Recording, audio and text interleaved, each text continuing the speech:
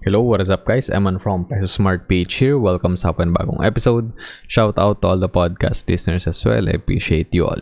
Today, let's talk about the current rally ng crypto market. So, Bitcoin from the low ng around 17,500.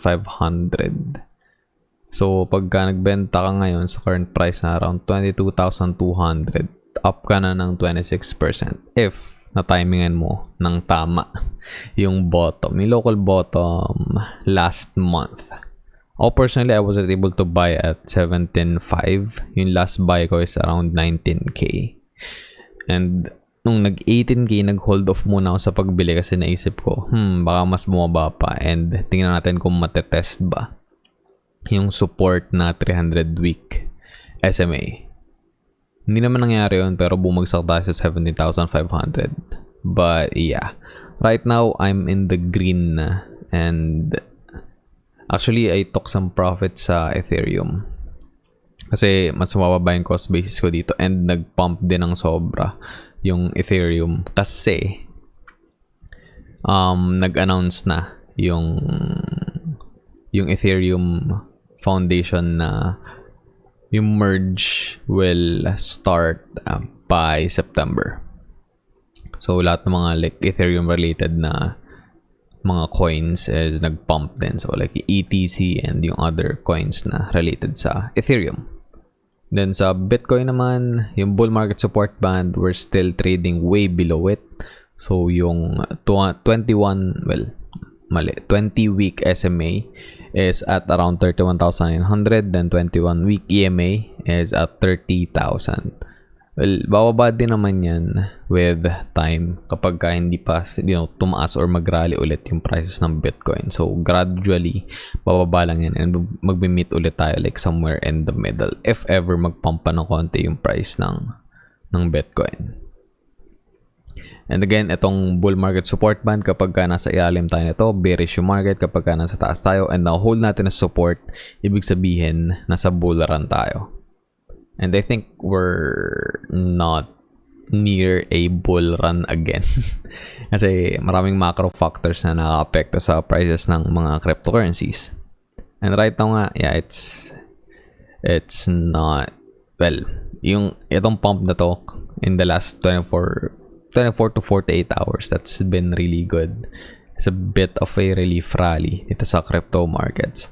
But it might be short-lived kasi by the end of the month, mag-a-announce na ng GDP growth yung United States. And dito natin malalaman kung ma-confirm ba yung recession. And by the end of this month, doon din natin malalaman kung ano yung increase ng interest rate kung 75 BPS ba, 100 BPS or even more, depende yan sa decision ng Fed. Pero yung consensus most likely is 75 to 100. So that's 0.75% to 1% increase sa interest rate. And on the flip side naman, kapag officially nasa recession na yung US, pagka negative ulit yung growth by the end of July sa second quarter ng 2022, then probably dun din mahalt yung pag-hike ng interest rates sa US. Kasi recession eh. But again, that's in about 2 weeks, no? Bago natin malaman yan. Probably next week, yeah. Around 2 weeks, less than 2 weeks. So, kailangan natin abangan yun and just be ready with our stable coins if ever man magkaroon pa ulit ng isang magandang dip yung Bitcoin and Ethereum. And personally for me, I'm just buying Bitcoin, Ethereum, and Algorand. Wala akong ibang binibili, kundi yung tatlong yun. And pinakamalaki kong position sa ngayon is Bitcoin. And then, I have a lot of BUSD, stablecoin, just sitting. And yung majority pinag-earn ko ng interest sa Binance Earn sa flexible savings, so around 10% yun, and then yung maximum is around $2,000.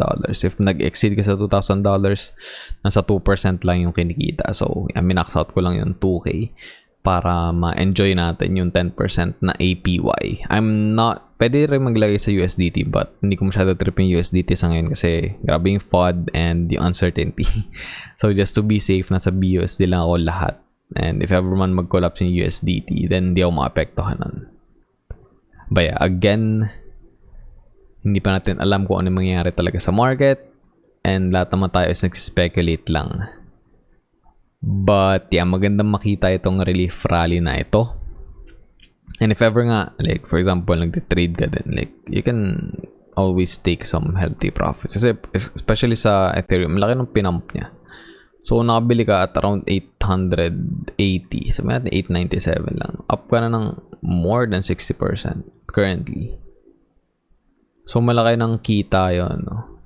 Lalo na kapag majority or like average price mo talaga is below 1K. So, kahit sabihin mong 1K yung average price mo, almost 50% na yung kinita mo.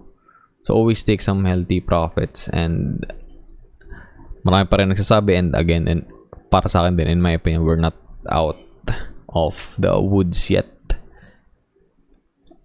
And itong bear market is nag-last pa lang for almost a year. And usually, yung bear market nag-last mga 18 months to 2 years. But yeah. Kung mangyari man na maging sideways lang ulit tayo sa price levels na to or like mag-dip pa ulit tayo pababa, we'll see. And syempre cover natin yan palagi. So kung bababa naman tayo, then gaganan tayo. Mga drawing natin. So probably right now kasi July, wait, hindi pala tayo nasa daily. What the hell? Sen, dito tayo. So, hanggang mga end of July, siguro, sideways lang tayo or konti pang pump. Then, kapag meron tayong good news, then probably masustain or mag-pump. Pero kapag merong bad news, if ever recession nga sa US, then probably sideways, konting pump, and by the end, yan, babagsak ulit tayo.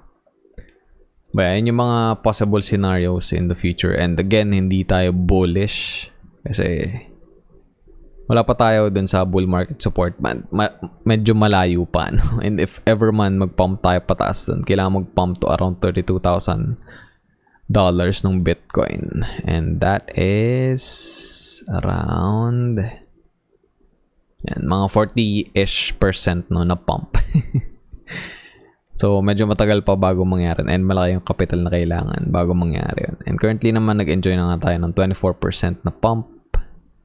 And then another 50-ish, 40-ish% na pump is really good. But I think it won't happen anytime soon. But yeah, again, just be prepared sa kahit anong scenario. And prepare yourself then. Kasi pag minsan lagi natin na-expect is hindi, magpapump lang yung market palagi. But no. And minsan na-disappoint tayo. And we make bad decisions kapag when we're upset and when we're like disappointed and if we're disgruntled emotionally. So always be neutral. And para maging neutral ka, you have to expect the worst and be prepared for the worst, and also expect and be prepared for the best as well. Kasi either scenarios dapat alam mo kung ano yung gagawin. Hindi pwedeng alam mo lang yung gagawin kapag maganda yung market, no? And kapag bumagsak, magbebenta ka, yun yung default mo. mali yung mentality. So we have to change that, and you have to train yourself to see both scenarios and all of the scenarios. Kung sideways ba, anong gagawin mo? Kapag umakyat ng 50%, anong gagawin mo? Pagka bumagsak ng 50%, anong gagawin mo? So you have to visualize yourself, no, dun sa mga ganong klaseng situations para malaman mo kung ano yung magiging reaction mo. Kung natatakot ka sa 50% drop, then you have to do something about it. Kasi ako personally, for me, I don't really care if it goes on 50%. So 50% from this current prices, medyo naging what do you call this? Medyo naging apathetic na ako sa prices. So if we drop 50% from the current price, making 11k tayo. I mean, I don't really care if we drop by to 11k. Like sabihin na kahit tomorrow pa or next week or by the end of July. If mangyari man yun, then I will buy 11k Bitcoin. I mean, that's good for me. I can accumulate more. If it pumps for like 50%, again, that's gonna be above the bull market support band. So, sakto natin 50%, making 33k. I mean, I'll probably take some profits if ever that happens. Take some healthy profits. And then, abang lang ulit. Kasi, marami tayong pwedeng gamitin na indicator. Kapag ka long term yung indicator na ginamit natin, like, yan, weekly, diba? Like, it still looks like a buy. But if we go for, like, 4 hours, yan. Kita nyo, medyo nag-overheat na yung market. So, tanggalin natin ito. Yan, diba? Kung sa RSI lang tayo buong babase, I mean, hindi naman dapat ito lang pinagbabase nyo. Pero kita nyo palagi, diba? If ever man umakyat tayo dito sa level na to, ayan, nandyan na sa level na yan yung, lalo ni Ethereum. Yan, diba? We eventually go down. Especially sa bear, diba? Ayan, andito tayo. Bumaba. Then ito, diba? Ayan, nagra-rally siya ng konti. Babagsak. Rally ng konti. Then ito, nag-bottom na. Then nag-bottom na sa ilalim tayo nitong RSI threshold ng 30. Below 30 tayo palagi. And then yan, pagka nag-below 30, it's probably a good time to buy, no? Tsaka dapat nag-start mag-DCA. And then kapag ka ito, yan, pwede ka mag-take profits. Lalo na dito. Mas overheated yung market dito. And this is fueled by hype. Kasi yung macro, it's still the same. Taas pa rin ng inflation, magtataas pa rin ng interest rate yung US Fed for the rest of the year. So, nothing really changes sa macro. And continue na natin. Yan, ganyan din nangyayari. So, dito, and yes, may tinaas pa siyang konti, but eventually, kita nyo, diba? So, from dito na 3-4 high, eventually, nag-low dito nung bumagsak yung RSI ng around 3.231. So, na-miss mo yung opportunity sa 3.4 kung dito ka sa area to nagbenta. Although dito mo sumaas pa naging 3.5. I mean, what's $100, diba? At least dito nakapag-take ka na ng profits. And then, di mo na, like, dinanas, no? Itong bagsak na to. But yeah, I mean, ganyan na talaga yung market. It goes up, it goes down. You just have to have a strategy. So, kung short term ba, may strategy ka. Kung long term ba, may strategy ka din. And then, wag kayo maging perma-bear and wag rin kayo maging perma-bull. Kasi, that will cause you to, like, parang, kumbaga maipit, for example, di ba? kung perma-bull ka, no? Tapos, ito yung nangyari from April up until now. Like, walang mayroon din sa pagka-perma-bull mo. Lalo na kapag, for example, nagle-leverage ka. So, yeah, in my opinion, stay away from leverage. Spot lang. Kasi, if for example nga, dito ako bumili. Kasi, na-FOMO ka na eh. Sabi mo, hindi, tataas pa yung 3.5. Bumili ka ng 3.5. So, kung nasa spot ka lang, pwede ka mag-average down. Kasi bumagsak dito. Naging 1.8 na lang yan. Pwede ka bumili ulit dito. Tapos bumagsak ulit. Pwede ka bumili sa 900, 1,000.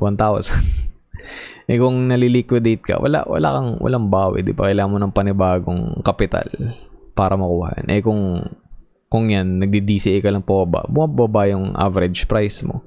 Kapag ka nagkaroon ng konting pump, kasi dito majority ka na rin bumili, din madali nang i-average out yung prices mo. Kikita ka na rin agad in the short term. So yeah, I think I'm thinking out loud na and I'm babbling. So yeah, end na natin episode here, guys. Sana may natutunan kayo, and if umabot kayo at the end of this episode, thank you very much. I appreciate you.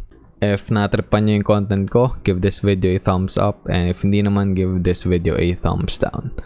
If bago ka sa channel ko, click the subscribe button and ring the notification bell para wala ma-miss out sa mga uploads ko every single day. Another way to support the channel is through the YouTube membership. Merong link niya sa description sa baba to know more about it. And then, meron din ako mga links para sa Shopee and sa Lazada dyan sa baba. Affiliate links yun. So, if you want to support the channel in that way, if mabibilin kayo sa Shopee or sa Lazada, may mga links din dyan sa description sa baba. You may also follow me sa mga social media platforms ko. I'm on TikTok, Facebook, Instagram, and Twitter at MNPSPH. Thanks again for watching and listening, everyone. Stay safe. I'll see you all in the next episode. Always remember, be Peso smart.